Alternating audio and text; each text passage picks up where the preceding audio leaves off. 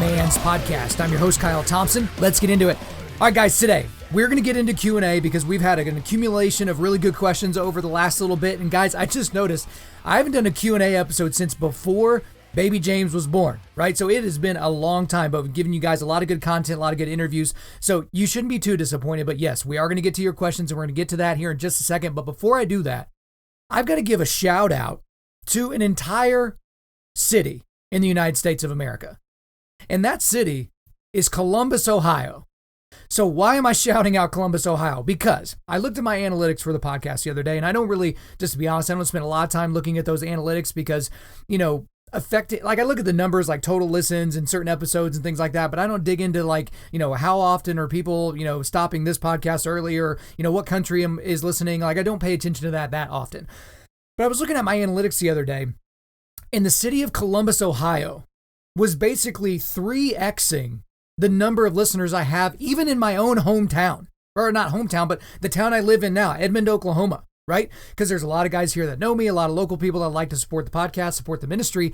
And there are 3 times as many listeners in Columbus, Ohio, as even in my hometown. Which, come on, guys, can I get some home field advantage at some point here? But I just got to shout out you guys. So for those of you guys listening in Columbus, Ohio, I don't know what I did. I don't know what I said. I don't know what happened to get you guys this interested in the content or kind of what's going on there. But hey, that was pretty awesome to see because I've never been to Columbus, Ohio.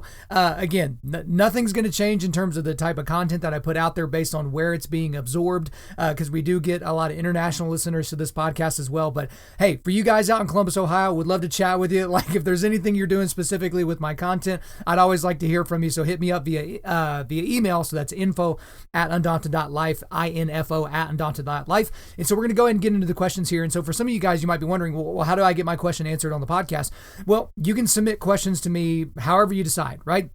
Most people submit questions via email. So again, info@Undaunted.Life, or you can just find us on Instagram. That's one great way. You can just respond to one of our posts, or you can send me a DM or something like that. I'm typically pretty good about seeing those. I'm not as good about checking the Facebook and Twitter stuff. So if that's what you use normally and I'm not responding to your message, it's not because I'm ignoring you. I pretty much respond immediately. But with that said, let's go ahead and launch in with our questions for today. First question here. What do you think of the ACB confirmation hearings so far? Okay, so that is obviously Amy Coney Barrett, who is a judge who's going to be likely nominated, or she's already been nominated, but likely confirmed by the United States Senate to become the next justice on the Supreme Court. And just to be honest, I haven't really reviewed these questions much before this podcast. I'm probably just going to save most of my opinions about these confirmation hearings until next week. So I've got some things that I'm going to do special for the election coming up, but also I'm assuming that Democrats are going to probably pull out a lot of different things. I'm recording this the day before it's released. So as of right now, there's been some faux outrage about, some word choices she's made. She kind of had a really cool thing where she held up a blank notepad at one point. But really, it's pretty straightforward. They're finding very few things they could pin on this woman, but I'll give you my full rundown of that in next week's episode. How about that? I'll dedicate to doing that next week unless something crazy happens. Next question here. How does the politicized platform being represented by professional sports impact the future of those organizations? That's actually a really good question because you saw a lot of pandering whenever sports came back, even post-COVID, post the killing of George Floyd.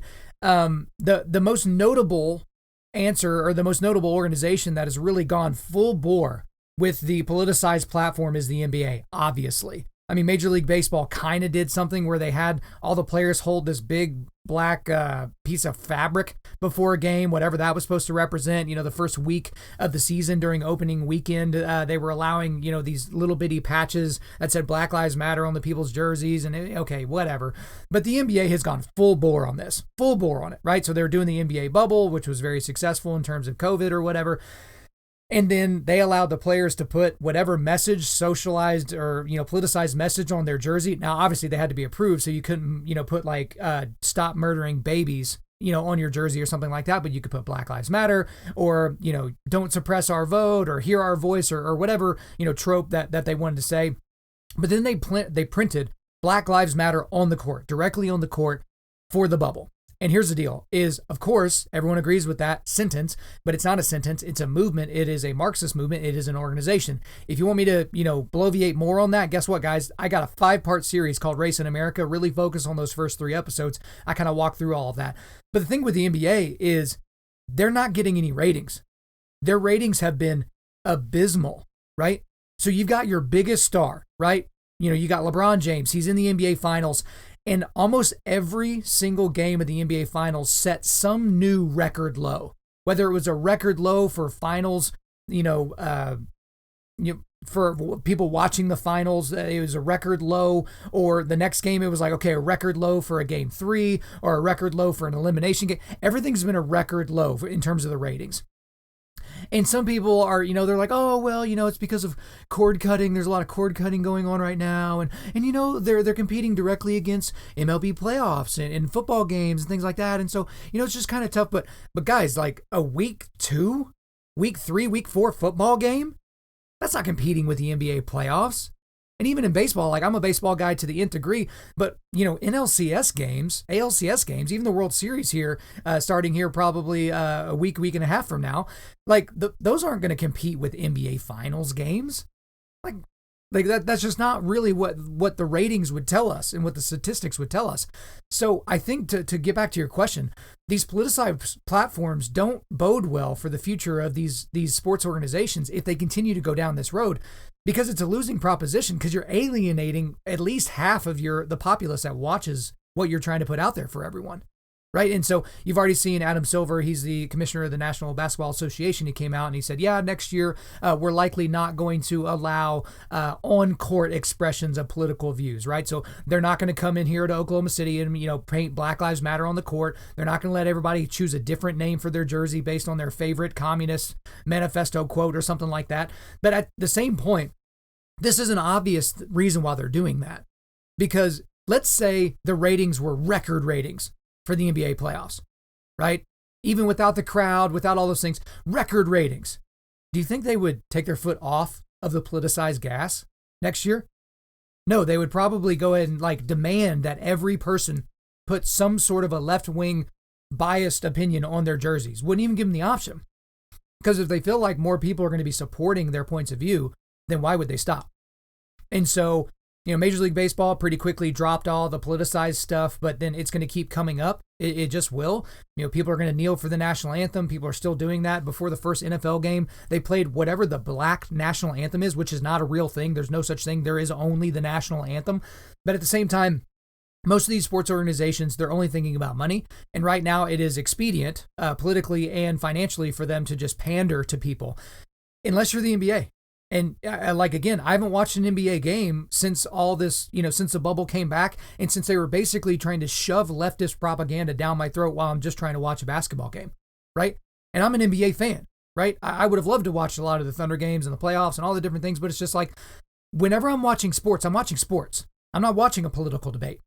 I'm not watching, college professors that are, going back and forth about these large topics. That's not what I'm watching. I'm watching sports. I want the team in red to put the ball in the basket more than the team in blue, or vice versa, or whatever the situation is there. So again, it's going to hurt them in the long run, because you will always have a significant segment of the population that's not down to be lectured to while they're just trying to be entertained. Okay. Next question here. Do COVID shortened championships count? Okay. I guess the question is, if you've got a season that is COVID shortened and there's a champion that season, does that count? Okay. That makes more sense.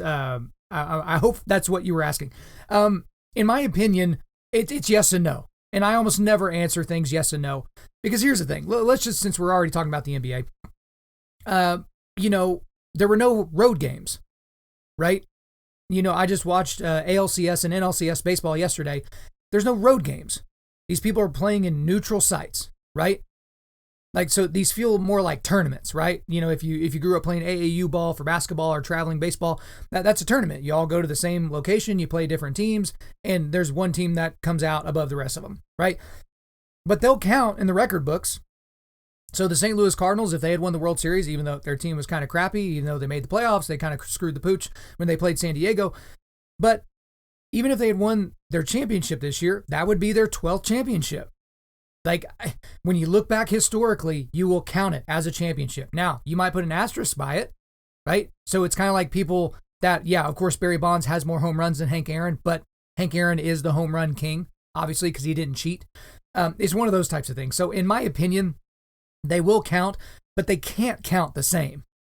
They just can't count the same as a championship. Like, let's just look at baseball. You're telling me you played for 2 months, and then you did kind of this weird wild cardy thing where it's like these 3-game series. Then you did the DS, the CS, and the World Series.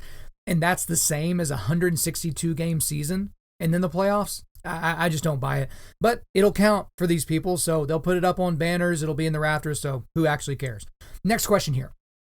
With LeBron James, okay, well, we're just staying with the NBA, I guess. With LeBron James just recently winning his 4th title, is he now the GOAT? Okay, so whoever put this one in there, thanks for trying to make my head explode. So let me give you my answer, and then we'll kind of back it up. So I don't have all the statistical data to back it up, but is he now the GOAT? No, he is not the greatest basketball player of all time. There is still one man on that perch, and that is Michael Jordan. Okay, so let's back up a little bit. So I thought it was kind of crazy. I think Ryan Russillo, I think is how you say his name, the ESPN guy, or used to be on ESPN radio or whatever. He said after LeBron James and the Lakers made it to the NBA Finals, so they won the Western Conference Finals against the hapless Denver Nuggets. He said at that point, okay, now it's time to really start thinking about considering LeBron the GOAT. Just for making it to the finals. He hadn't even won it yet. But let's just talk about this championship. Let's talk about the fact that it was a bubble season. He got 5.5 months off right in the middle of all this. So we're just talking about this one championship right here. LeBron James, on his handcrafted team, they go through and maybe have the easiest path to a championship out of all the championships between him and Jordan. We'll just say between him and Jordan. They beat an under 500 Portland team. They played the Houston Rockets in the second round, which was probably the best team that they played, right? And they beat them, so that was impressive. Then they avoid the Clippers in the Western Conference Finals, right? And I'm getting all this. I didn't watch these games, but I just can't stop getting, notifications on my phone or people text me about it. So I know that they beat the Denver Nuggets instead of the Clippers. The Clippers were built to beat them, but apparently not built to beat the Nuggets. They blew a 3-1 lead, I think. And then they go to the NBA Finals, and they're not playing the Milwaukee Bucks, which was the consensus best team in the Eastern Conference. They were playing the Miami Heat that has one player that you've ever heard of and was a 75-1 chance of winning an NBA championship preseason. So let's not look at this as if this is some sort of great accomplishment. The fact that they lost 2 games to the Miami Heat in the NBA Finals is atrocious considering the 2 teams. They literally let Jimmy Butler win 2 games on top of them. So that's that championship. But when you look at Michael Jordan, 6 NBA Finals appearances, 6 wins, and 6 MVPs.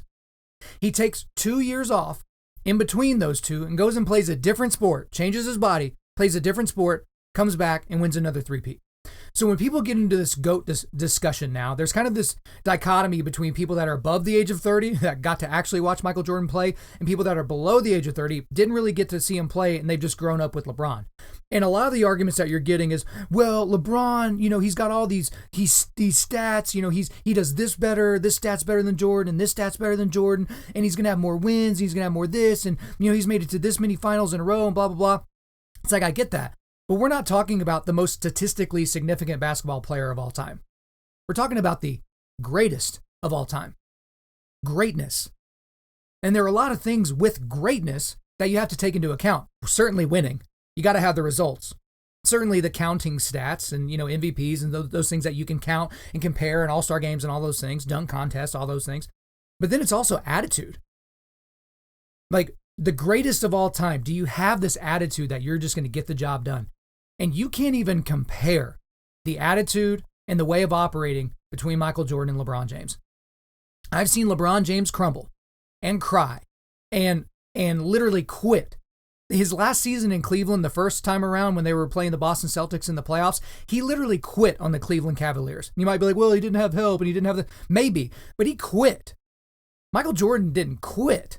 When Scottie Pippen went out of games because he was quote unquote hurt or when he didn't really have the help or whatever, he didn't quit. He was going to put the entire team on his back. And when there was a last second shot, he wasn't hiding from the ball. Yeah, you saw, I think it was against the Denver Nuggets in Game 2 of the Western Conference Finals this year. He hid from the ball. AD ended up getting the ball and making a ridiculous shot to win the game to put him up 2-0, right? Basically, clinch the series right there from the beginning in game 2. You would never see Michael Jordan hide from the ball. He's not going to be a decoy, right? And so these people that are looking at LeBron James, and here's the other thing. The guy, what is he, 4-6 in the finals now? But you got to remember, like, the 4 that he won. So there's the one that I already talked about, the bubble season, which is, it's legitimate and not legitimate all at the same time. The first NBA final that he won against the Thunder, that was a strike shortened season, and so that was a little bit of an odd thing. But yes, they won the NBA Finals in 5 games, so decently impressive. Whatever. The next championship that he won, he stunk it up so bad in Game 6 against the San Antonio Spurs, and he clinked a 3-pointer, a go-ahead or a tying 3-pointer, clinked it right off the back of the iron. And if not for a Chris Bosh rebound and for a Ray Allen 3-pointer, he loses that finals, right? He loses his second finals with the Heat. And then you got his championship against Golden State, which can't take anything away from him there. That's very impressive. However, the clinching shot in that game was not hit by LeBron James. It was hit by Kyrie Irving. And so when you look at these Bulls championships and you look at a lot of things that they're doing, there weren't games where Michael Jordan just flat out disappeared. Yeah, there were games where, the clinching shot was hit by somebody else, Paxson or something like that. But he wasn't hiding from the ball. He didn't have 5 minutes of terrible basketball leading up to that moment. And so, yes, I see the argument of, well, he made it to the NBA Finals this many times in a row and blah, blah, blah. But do we remember how paltry the Eastern Conference of the NBA has been historically? I mean, during LeBron James's tenure, there were really not other good teams in the East. There might have been 1, maybe 2.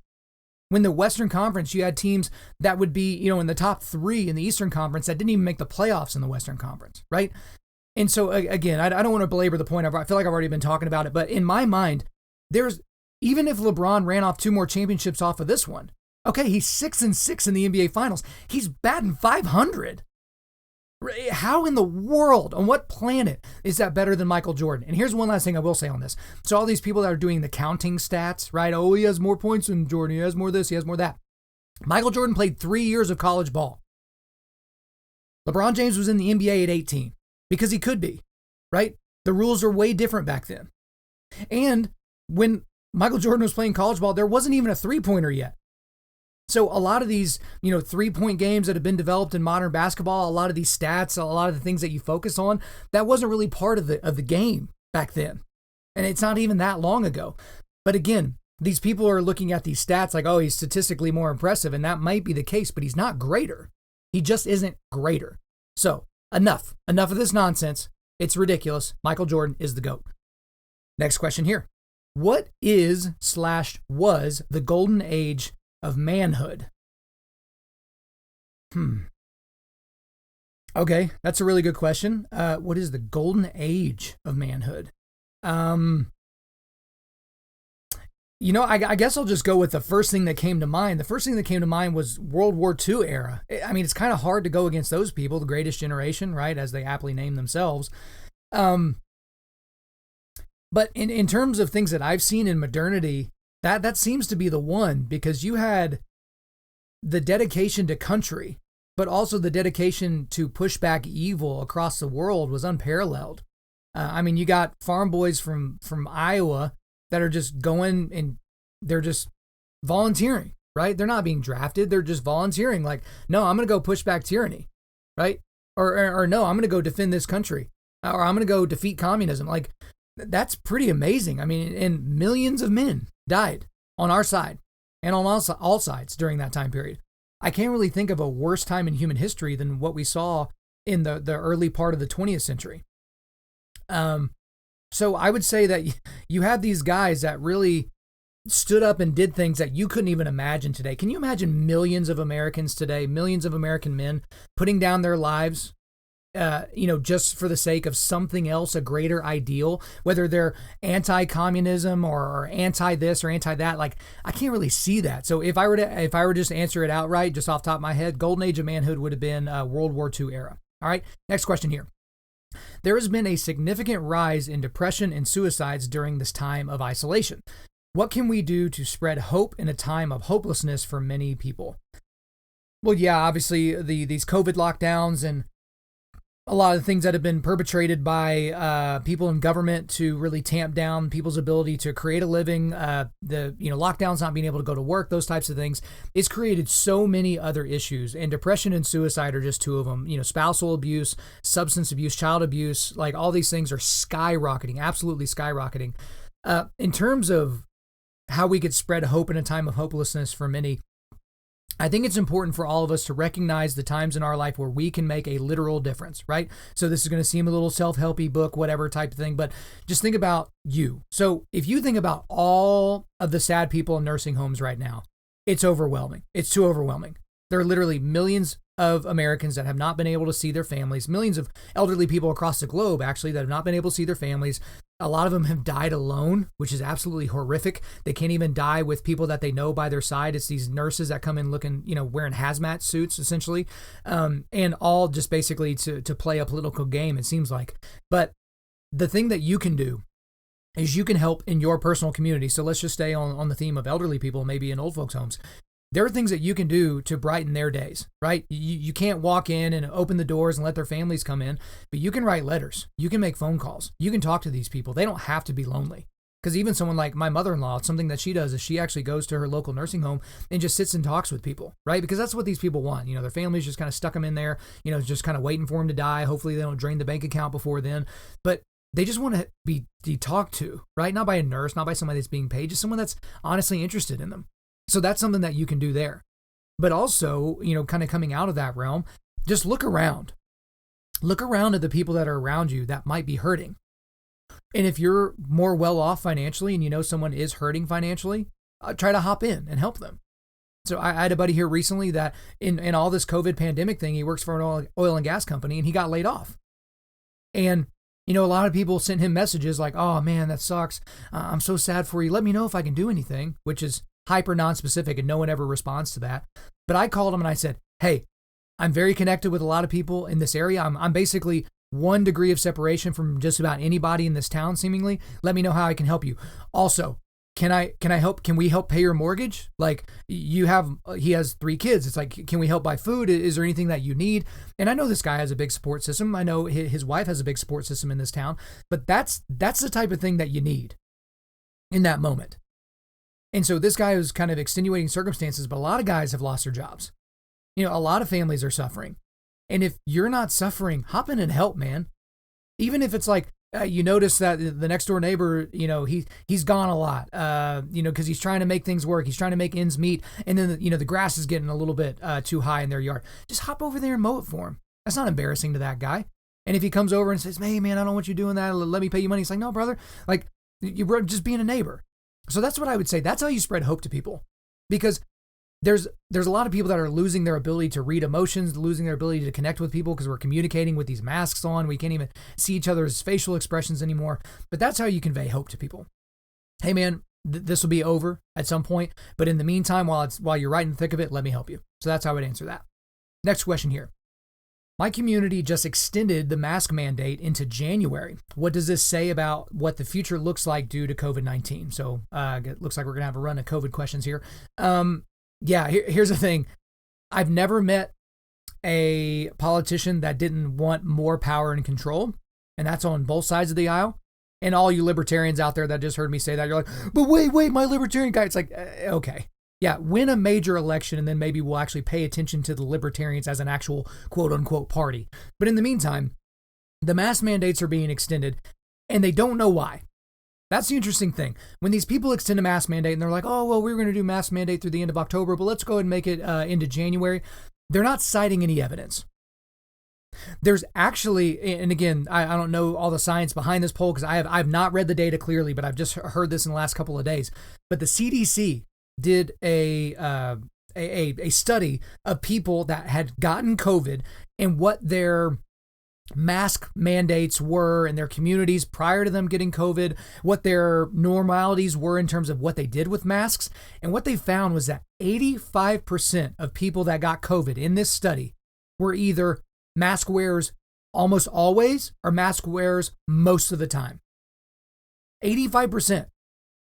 I mean, then you got, even politicians like Ralph Northam, the guy who dressed up as either the KKK guy or was in blackface, that guy. Also the guy that thinks that we should be able to kill babies even after they're outside the womb. Yeah, that guy, the governor of Virginia, he got COVID.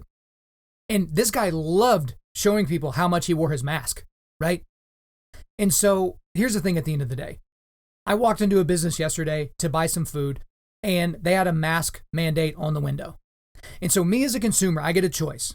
I'm either going to defy that, walk in and risk them telling me to leave, which they are well within their rights to do, or I put on the mask, go in and buy my food and move on with my day, or I decide, not today, Satan, and I'm going to go off and do something else, find a store that doesn't have a mask mandate. All those things are up to you. It literally, as of right now, is still a free country.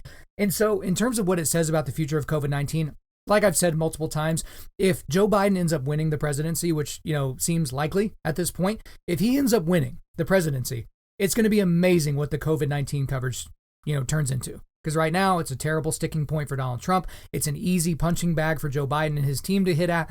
But as of right now, what we've seen is that the numbers of even the death rates is going to continue to go down, because we're going to find out that way more people than we've ever known had COVID-19 and didn't have any issues with it.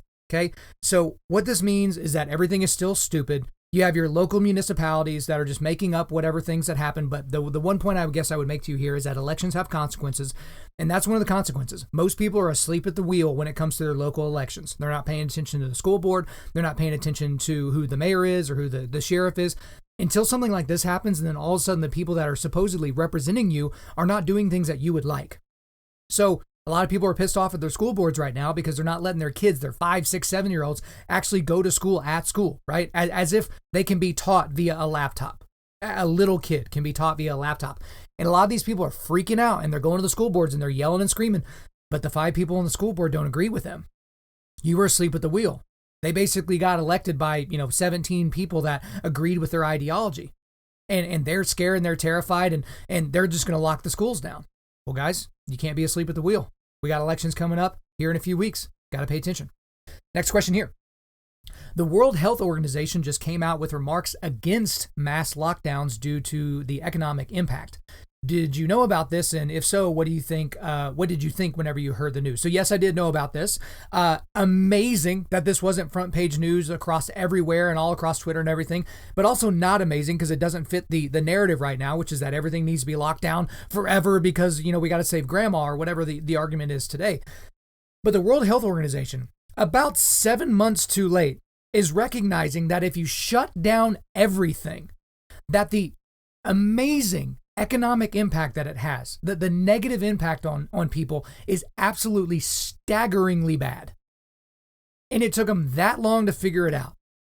They're like, wait a minute, these isolation deaths and depression deaths and suicides and the uptick in violence and the uptick in problems in the home and substance abuse and ODs. And man, it's almost like if you lock everything down and don't allow people to make money, it's like they don't have a purpose anymore and they just turn to the drink, or they take it out on their wife and kids, or whatever that ends up being. But I mean, like they're making the same argument that people like me and people that think the way that I do have been making for months and months and months now.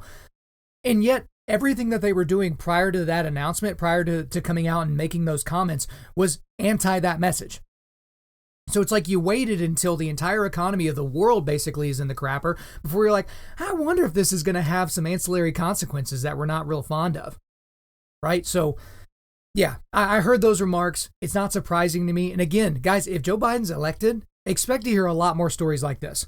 All of a sudden, the World Health Organization and all these great doctors are going to come out and say, oh, great, we found, hey, by the way, hydroxychloroquine is a good thing to use. And, oh, we can go ahead and lift these lockdowns. Now we've locked down quite enough. I think everyone will be safe. So, yeah, it's ridiculous, but it's all part of the political game. All right, next thing here. Okay, we got some upcoming UFC fight predictions. So we got some interesting fights coming up in the UFC. So fight night, October the 17th, that is actually this Saturday. We have Brian Ortega, T-City, versus Chan Sung Jung, who is the Korean Zombie. And so there is a lot of bad blood in this fight, which you wouldn't have thought. But, I think Brian Ortega smacked one of Korean Zombie's friends at a UFC event. But here's the thing about this fight. My prediction is that Korean Zombie is going to win, and he's going to win easily. So that's my prediction for this one. Brian Ortega has not fought since he got demolished by Max Holloway. And Brian Ortega looked like a world beater on his way. You know, he knocked out Frankie Edgar, all those things. But Korean Zombie is a real dude. And he's no slouch on the ground. Of course, Brian Ortega is an amazing jiu-jitsu practitioner. But that fight's going to stay on the feet. Okay? And if it stays on the feet, Brian Ortega is going to get whooped. I think he's going to get beat up. I do not see this being a close fight. It's going to be one of those fights where it's like, okay, Brian Ortega is going to take 2 really bad losses in a row, and then all of a sudden people are going to start talking about whether he should change divisions or whether he should really, reconsider his training strategy, blah, blah, blah. But again, I don't see that fight being close. Now let's fast forward to UFC 254. So that's here in a few weeks. And then the main event of that is Habib Nurmagomedov versus Justin Gaichi. So that is, basically Justin Gaethje's technically the interim champion because, he beat up Tony Ferguson to win the interim belt. Habib wasn't able to do their last fight because of COVID restrictions. He was in Russia and then his father died. But here's the thing. And you're going to think I'm just being a hater on Habib by saying this. I think Justin Gaethje is going to win this fight. I don't think this is going to be an easy fight. I don't think he's going to run roughshod over him. But there's something different about Justin Gaethje right now. He took those 2 really bad losses against Dustin Poirier and Eddie Alvarez. And I say they were bad losses because he was winning both of those fights and then he got finished just because he got a little bit too wild. He's still wild now. But the way he's beating people is like controlled chaos right now. And he is knocking people dead. Knocked James Vick dead. Knocked Edson Barbosa dead. Just literally beat the living crap out of Tony Ferguson until the ref mercifully let him off the hook in the 5th round and finally called the fight. But I think the story of this fight is going to be, for Justin Gaethje, is going to be leg kicks and takedown defense. Because here's the thing, and I've said it before, Habib Nurmagomedov is not a great open air wrestler. He's not a great put us in a circle with a singlet and shoes on and ready go wrestler. He's he's maybe the best wrestler on the planet up against the wall or up against the cage, right? If he gets you up against the cage, he's going to take you down. There's just no 2 ways about it. But remember the fight against Conor McGregor, he shot a takedown in the middle of the octagon and it took him a really, really long time to finish the takedown. He finished the takedown, but Conor McGregor, who is not an amazing grappler, doesn't have a wrestling pedigree, he was able to basically stuff the takedown for a significant period of time. Justin Gaethje does have the wrestling pedigree. He does have the credentials there. So I don't think Habib's just going to be able to take Justin Gaethje down at will, like he has to basically everyone he's fought up to this point. But the other thing with Justin Gaethje is he throws some of the most vicious leg kicks that I've ever seen, like in any division. His leg kicks are immediate, constant, and absolutely brutal. And here's the thing about his leg kicks, is if he's kicking to the thigh or to the body, that is an issue because Habib is going to catch that and probably take him down. But he's signaling from the very beginning to Habib that he's going to do the low calf kick, right? Basically drive his shin directly into the meat of the outer calf. And that's what he's going to do to Habib. And it doesn't matter how tough you are or how skilled you are. If you take a lot of those in a fight, you're not going to have a whole lot of spring. Your striking's not going to be as good. You're not going to have a whole lot of spring with your takedowns. And so that's why I think Justin Gaethje is going to win. I think he's going to control the octagon. He's not going to be easy to take down. And those leg kicks are going to be brutal. And he has this lead left hook, which is absolutely brutal as well. Habib is hittable. Dustin Poirier hurt him. Conor hit him a few times in that 3rd round of their fight. But that's the thing is Habib is a real dude. He's 27-0 and, like the first 20 of those were against Russian tomato cans. But he is a legit fighter. He's a legit dude. And guess what? I'll go ahead and say this about that fight. If Habib goes in there and ragdolls Justin Gaethje, you automatically have to start talking about him in terms of GOAT status. That's how easily I could flip my opinion on Habib. Even though the first part of his career, he basically was fighting people that didn't even deserve to get an MMA license. If he beats Justin Gaethje in the same kind of 10-8 for 5 rounds thing that we've seen him do to a lot of other people, then we really got to start thinking about that discussion. The other fight on that fight card I'll just talk briefly about is Robert Whittaker, former 185 champion, versus Jared Cannonier. The reason why this one is important is because Israel Adesanya, who is the champion at that weight division, has already signaled that if Jared Cannonier wins that he wants to fight him next because Israel Adesanya has already knocked out Robert Whittaker. But technically, this is a number 1 contender fight. Whoever wins this fight will likely fight Israel Adesanya next. So in terms of who's going to win that fight, it's really, really hard for me to pick against Robert Whittaker just because seeing what he's been able to do in a lot of these fights and the comebacks he's been able to make. Jared Cannonier is a real dude. It's a toss-up for me, but I'll go with Robert Whittaker. Then we've got fight night on November 7th, Thiago Santos versus Glover Teixeira. This is another interesting fight because Jan Blachowicz, or it's kind of hard to say, we'll just say Jan, the new 205 champion, This is likely, his next opponent's likely going to come out of this fight. Thiago Santos, in my opinion, beat Jon Jones in his last fight. He beat him on one leg. This is going to be his first fight since his knee surgery. Glover Teixeira has had a late resurgence in his career, late in his, when you think he would be riding off into the sunset, he's actually making a run towards another title. It's kind of hard to know how Thiago Santos is going to respond because he had major knee surgery and this is his first fight back, but he is more skilled than Glover Teixeira. So that's another tough fight for me to call, but I think I would go with Santos on this one. It looks like I've got some bonus questions here. Oh, okay. So we're going to look at rumored fights now. So there's some rumored fights now that could be interesting. There's talk about Conor McGregor fighting Dustin Poirier. This would be a rematch. I think they fought like 6-7 years ago. They were originally trying to do this as like a charity event or something, but then the UFC offered them the fight, but they offered them the fight for January, but Conor's like, no, I want the fight in either November or December. He's kind of pissed that he hasn't fought again this year. In terms of that fight happening, yes, it's an interesting fight. Dustin Poirier is a much improved fighter than back then. They fought at 145. This fight would be at 155. But the thing about it is this wouldn't have the crowd in there. It looks like Conor McGregor and Dustin Poirier have a deep and combined respect for one another, whereas with the first fight, there was a lot of trash talking back and forth. And so I don't think Conor's going to have that trash talking advantage because I don't really think there's going to be any of that here. Dustin Poirier gets hit a lot, though. I mean, even if his fight recently with Dan Hooker, his fights with Eddie Alvarez and Justin Gaichi, he gets hit a lot. And when Conor McGregor hits people, especially with his straight left, I mean, they go dead. And so that's an interesting fight. I'll reserve judgment on who I would pick for that fight until a later date because there's still a lot of things that need to be crossed off before then. Another rumored fight is Colby Covington versus Jorge Masvidal. I love that this fight is being rumored because the previous rumor was that Jorge Masvidal was going to be fighting Nate Diaz for the BMF title again. That stupid fake belt. And guess what, guys? We watched that fight. And Jorge was murdering Nate for the first 3 rounds before he got basically saved by the judge, right? In the BMF title fight, they have to stop it because of a cut. But these people that are like, oh no, Nate was about to turn the tide and he was going to do what? What, he was going to finish Jorge Masvidal in the last 2 rounds of that fight? Get out of here. That fight was super one-sided. Nobody wants to see that again. The BMF belt is not a real thing. But here's the other thing with Colby Covington. It's either Kamaru Usman for him next or Jorge Masvidal. No one wants to watch him fight anyone else, or it might be Gilbert Burns if he wins the title, but no one wants to watch him fight anybody else. There are people that thinking he should fight Leon Edwards. Why would Colby Covington fight Leon Edwards? That makes no sense at all. That is only a positive for Leon Edwards potentially. So this is a great fight. These are guys that trained together for a very, very long time. They're both Trump supporters, which is interesting. Jorge Masvidal had some very positive things to say about Trump here recently. Been a long time Trump fan, Jorge Masvidal is. But to be honest with you, this fight is going to go the exact same way the Kamaru Usman Jorge Masvidal fight went. It's going to be a 5-round shellacking with one guy swinging the hammer, and that's going to be Colby Covington. So if that fight does come to fruition, it'll be a big fight, but I don't think it'll be a close fight. And then the last one, will Israel Adesanya get a fight against Jon Jones? So that's the thing, is these guys are going back and forth on Twitter all the time and, kind of ramping up the rhetoric against one another. But guys, I just can't see this fight happening soon.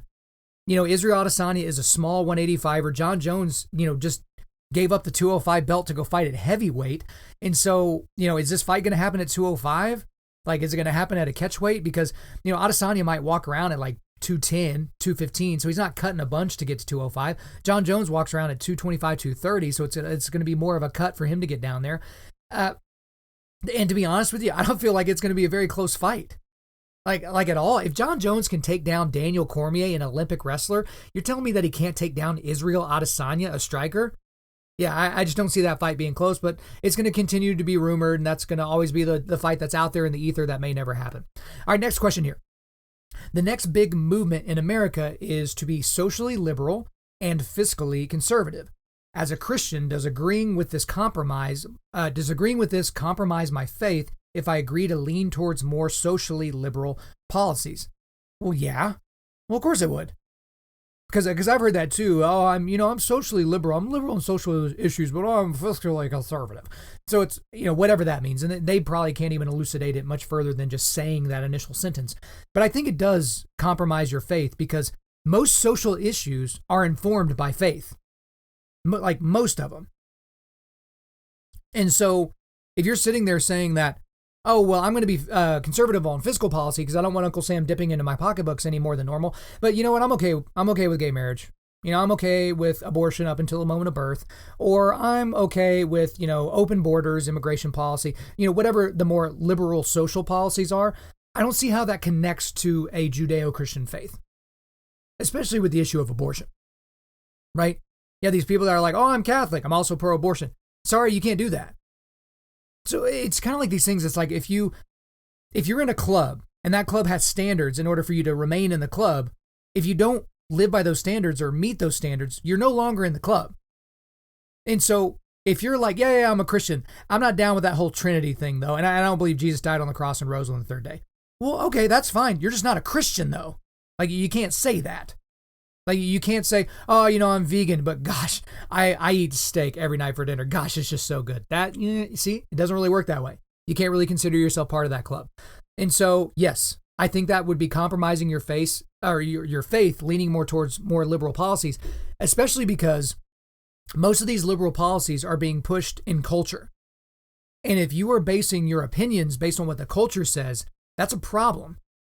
Because just think about Hollywood entertainment and the opinions of Hollywoodites and those types of folks. It doesn't really align with the Christian worldview ever or at all. And so if you're being fiscally conservative because you want more of your money, but then you just want things to be kind of open, that also says something about your inner morality.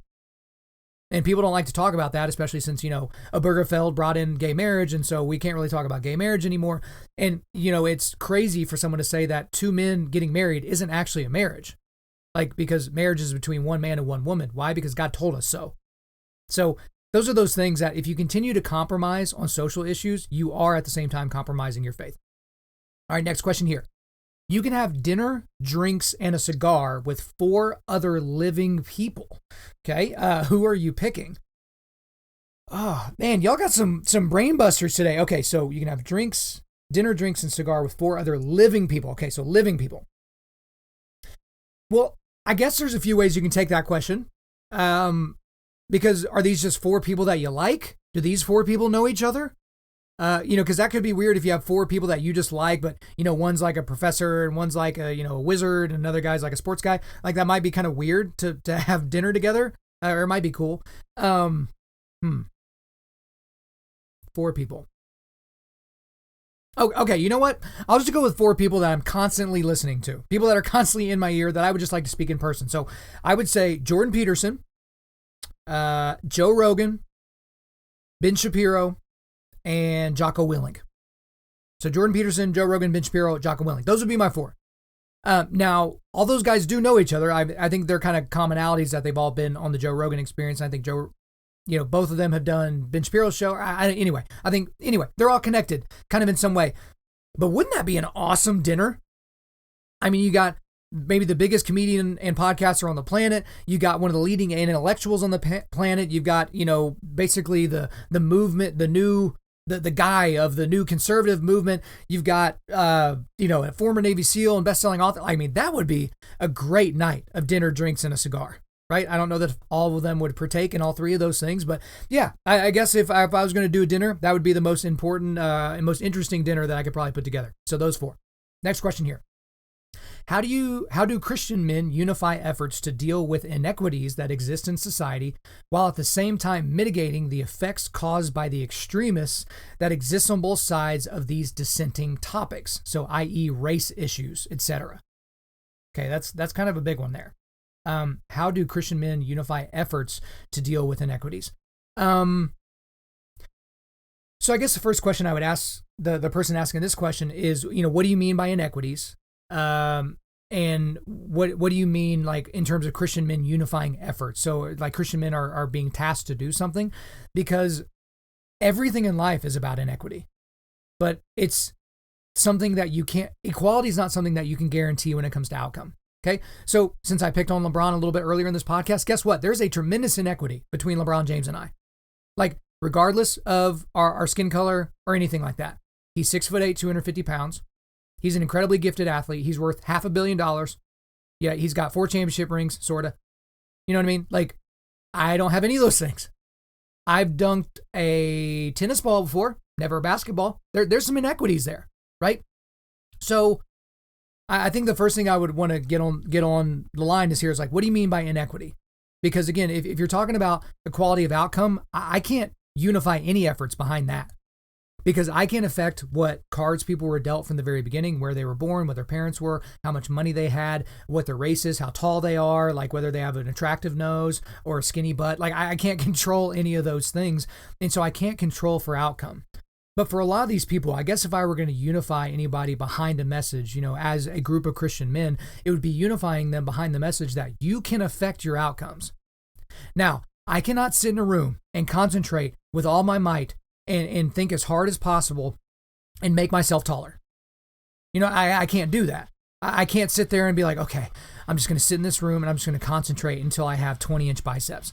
Like those things can't happen, right? Now, with the 20-inch bicep thing, there are some things that you can work towards that. But the main point that I'm making is that at the end of the day, you can control your actions. You can't control the cards that you were dealt. You can't control anything else that happens in your life outside of you. You can only control your decisions. You can't control other people. You can't control society. You can't control culture. And so what I would say for some of these people is, don't really listen to the extremist voices on either of these sides unless they're right.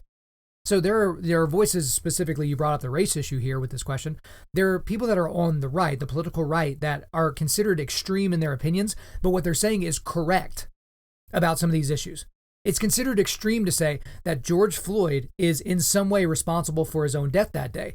And when I said that back on, I think on, the first Race in America podcast, we didn't even know about the fentanyl in his system at that time.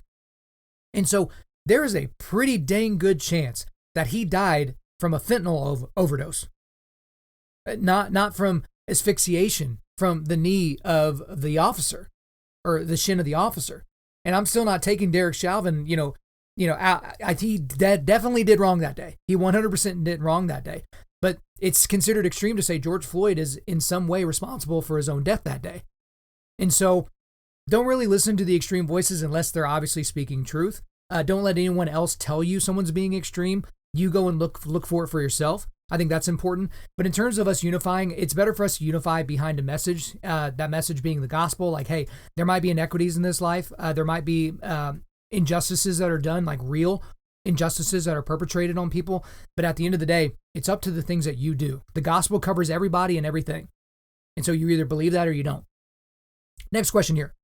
Any guesses on the next continued shift of the Overton window? Okay, so things that might be inside the Overton window at time. Guys, go back if you're not familiar with the Overton window. I have an entire episode of it. I can't remember which one it was, but I kind of go into the detail there. But it's basically the things that are acceptable in modern discourse. Like 100 years ago, gay marriage wasn't considered inside the Overton window, but it's right smack dab in the middle of it now. Blah blah blah. I think I've probably said this before in terms of the next shift. And I talked about this on the Normalizing Pedophilia podcast here recently with the Cuties documentary and the new law in California. I think it's going to be pedophilia. Because again, the argument is if a 5-year-old can choose their gender, then why can't they choose their sexual partner? That's not that crazy of a statement. Because if you're saying they have the autonomy to make the decision about their genitalia, whether they want them to be an innie or an outie, why couldn't you say they could have a consensual sexual relationship with someone that is considered to be an adult by law? Why can't an 11-year-old date a 20-year-old? Like, why not? So I really feel that that's going to be a shift, that's going to become more of the conversation. Because again, I mean, the change in culture and the change on a lot of these big issues has been super fast. I mean, again, 7 years ago, 10 years ago, if you would have said that a kid can choose their gender, it'd be like, dude, you're a moron. They'd put you in a mental facility. But now it's like, oh yeah, that makes perfect sense. So I would say that's coming next. And then probably polyamory, multiple wives, that type of situation. All the Mormons are going to be super jacked about that. But I think that's going to kind of be the next thing. Like, oh, well, hey, I have 2 dads. Are they gay? No. My mom just sleeps with both of them. Oh, okay. So like all 3 of you come to the baseball game? Yeah, that's what we do. So I think that's going to become more normalized. I'm not going to get crazy and say bestiality is going to start to be in the Overton window, but I swear nothing would surprise me anymore. But probably pedophilia is the number one thing that we'll see. Next one here. Wrestling season is upon us. As a new dad, how excited are you to get to experience a life you made compete in a physical combat sport in a few short years? So, I really hope that baby James does wrestling. Hard Elmore has been on this podcast before. He's a national runner-up in collegiate wrestling. He runs one of the best private wrestling clubs in the country. And so he lives about a couple hundred feet away from me. So I think that's going to be awesome if James can learn wrestling under his tutelage. I don't think there's any tougher athlete on the planet than a wrestler. You just don't get that same toughness playing baseball or playing, cricket or something like that. You basically get that from playing or participating in wrestling. Yeah, I'm absolutely excited to watch him do that. It's kind of hard for me right now to think about how I'll respond to him losing. And, if he gets hurt doing something like that, because you just don't know what your emotions are going to be until that moment comes. I have told you before on this podcast that I'm not going to be the wrestling dad or the baseball dad, the guy's freaking out at the duel or at the tournament or something like that. I'm going to be the guy that lets the coach coach. Because if the coach is coaching, he either has more time than I do to coach, or he knows more than I do, or both. And so I'm just going to let the coach coach. Now, if I want to do some pointers when the kid gets home or something like that, as long as I'm not, demeaning the coach, I think that's acceptable as well. But, I'm not really concerned about the fact that it's, a physical combat sport. I think there's a lot of people on this podcast that have never thrown a punch at somebody, never been punched. And that's not good for you. You should know that if you get punched or punch somebody, that people don't just disappear into the ether. You will survive. You will make it. But at the same time, you have to be good at being violent. Because there are going to be times when you need to be a sheepdog and you need to be violent, and that's not the time to train, because the time is upon you. It's been thrust upon you, and if you're not ready for that moment, you're screwed, and the people around you are screwed, unless you get lucky. So I'm excited to watch that, to watch a little kid, start to wrestle and figure out his body and do those different things. And I'll get him into jiu-jitsu as well. One thing about our house, my wife and I have decided that even if the kid is not into sports, he will play sports, right? That's just kind of the deal. There's so much value you get from sports, regardless of if you end up getting a scholarship or become a professional at that sport, those things are incredibly rare. But just having those valuable lessons growing up is amazing. I think it'll be cool to see a kid compete in a team sport like baseball or basketball or something like that, and then also compete in an individual sport like jiu-jitsu or wrestling. It's an individualized team sport, so I think that'll be fun to watch. All right, next question here. We've got a few left. Everyone I talk to is sick of Fox News, CNN, and everything in between. Where can I go for real, unbiased opinions and news? Well, I guess the easiest way to answer this is there's nowhere where you can go for an unbiased opinion. You always hear these people say like, oh, this is a non-party driven think tank, or this is a neutral think tank, or this is a nonpartisan think tank and all. It's like, dude, no, everyone's partisan, at least in some way. There's no one that's right down the middle. And you have these independents that are like, they wear that like a badge of honor, like, I'm an independent. It's like, oh, well, pick a side, loser. It's like, what are you talking about? You're an independent. Of course you're not an independent. It kind of goes back to the question earlier about like, oh, I'm fiscally conservative, but I'm socially liberal. It's like, well, what does that mean? You're a man without a country at that point. But I have said before, I feel like more left-wing sources don't try to be centrist, but there are right-wing sources that at least try to be more centrist. So a lot of the ones that I trust, that I obviously know that when they're editorializing, it's coming from a conservative point of view, but whenever they're just giving me the news or kind of giving the news, I really do like Town Hall. I like the Daily Wire. I like the Blaze. I've heard some people say good things about the Bongino report with Dan Bongino. I don't really know anything much about that. But really at the end of the day, guys, so I listen to the Ben Shapiro podcast every day. And I've listened to that show since before the 2016 election. So I've been listening to him for a long time. And the thing about it is I don't agree with him on everything. There are a lot of things I disagree with him on, and a lot of his opinions that he's been wrong about. But, he's the type of guy that calls balls and strikes when it comes to the things that he sees. And he kind of lets you know when he's editorializing from a conservative point of view, and he's unapologetic about that. So I would look for people like that whether they're left wing or right wing or something like that, if they're going to be fair, because you got somebody like Dan Carlin, he's got the Hardcore History podcast, but he also has another podcast, I think it's called Common Sense or it's something like that. But he did a podcast here recently where he was basically saying that Donald Trump was a fascist dictator, and if he's elected again, then that's the end of the republic. And, it was just kind of this big, crazy thing. Again, he didn't give any evidence for his point of view. He was just spouting it. And so if you get someone that seems like they're in the quote unquote news and they're a quote unquote journalist, but it seems like they're editorializing or propagandizing all the time, I would probably stay away from those. Again, when I watch Fox News during the day, that's news. They're just reporting the news. But if I watch Sean Hannity, which I don't, or if I watch, what are the people on the other, Anderson Cooper, which I don't, like, if I'm watching those shows, it's about editorializing. It's not about the news.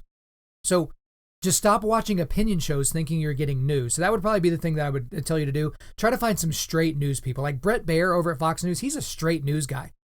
Jake Tapper over at CNN, he's a lot of times more of a straight news guy as opposed to a partisan. So I would just look out for those. A couple of questions here. Next one. what are the chances of Trump being reelected pre-COVID versus, or what were the chances of Trump being reelected pre-COVID versus right now? Yeah, I feel like this one's pretty easy. Pre-COVID, we're at an all-time high for the stock market. People, consumer confidence was high, wages were going up, everything was seemingly great. And then we have COVID, we had the lockdowns, we had the effect on the economy, we have, the Trump side's kind of use, or not use, but a lot of people think they bungled the COVID-19 thing, but then you realize that pretty much everyone, maybe except Sweden, bungled the COVID-19 thing. Yeah, I think the chances of him being reelected pre-COVID were incredibly high, especially because if you guys remember pre-COVID, do you remember who was the odds-on favorite to win the Democratic ticket? Bernie Sanders. That old socialist communist loon bag was the front runner. Joe Biden was somewhere way off. Kamala Harris had already come out of the race. It was going to be Bernie Sanders. And Republicans all over the country were chomping at the bit because if Bernie Sanders was going to be the nominee, not only were they going to lose the White House, they were going to, the Republicans were going to build a higher majority in the Senate. There was a chance Republicans would get the House back. They were going to lose governorships. Democrats were going to lose governor's races and gubernatorial races. Like, they were going to get shellacked. And then we fast forward a few months, COVID's a thing, Joe Biden's the guy, and, Donald Trump does his normal thing. I would say right now, the chances of Donald Trump being reelected are not great.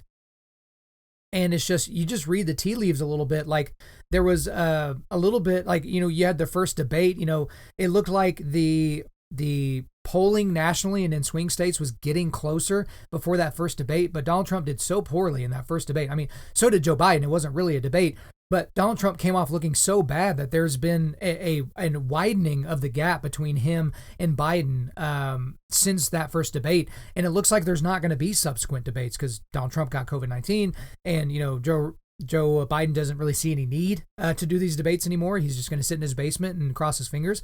But I think the chances before COVID were really high, and I think the chances right now are really low. It's not zero, but I mean, the thing about pollsters, and I talked to a lot of Trump people, and I talked to a guy that actually works for the Trump campaign last week. We had lunch, and he was like, Kyle, you can't look at the polls, and I should have wrote myself a letter.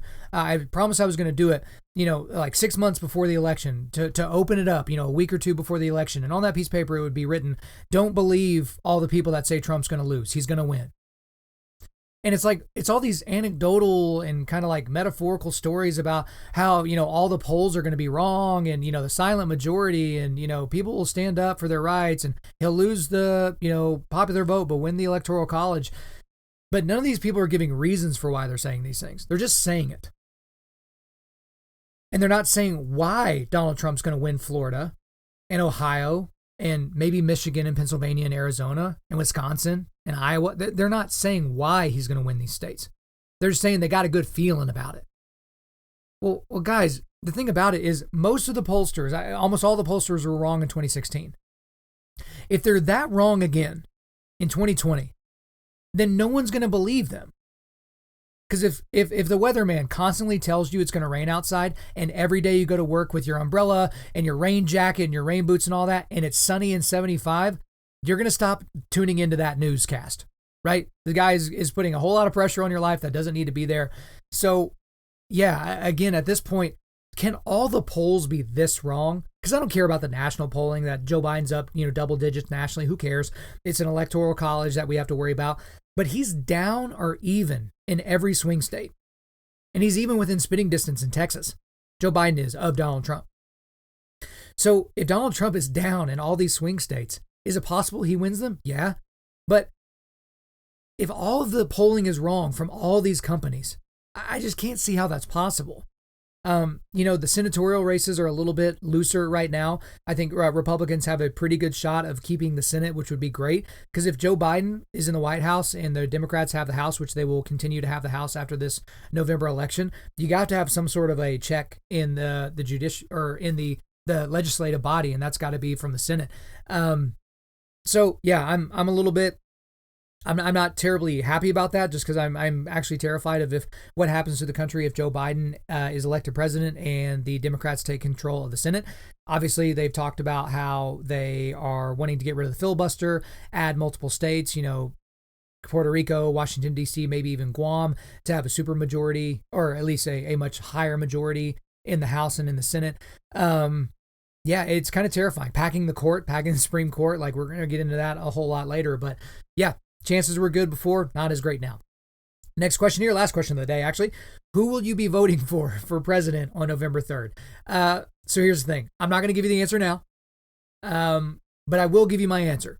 I'm still formulating my answer to that question.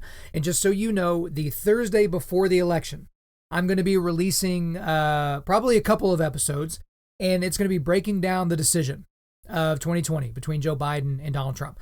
And so if you want to hear my answer to who I will be voting for, because there's three options technically, in my state anyway.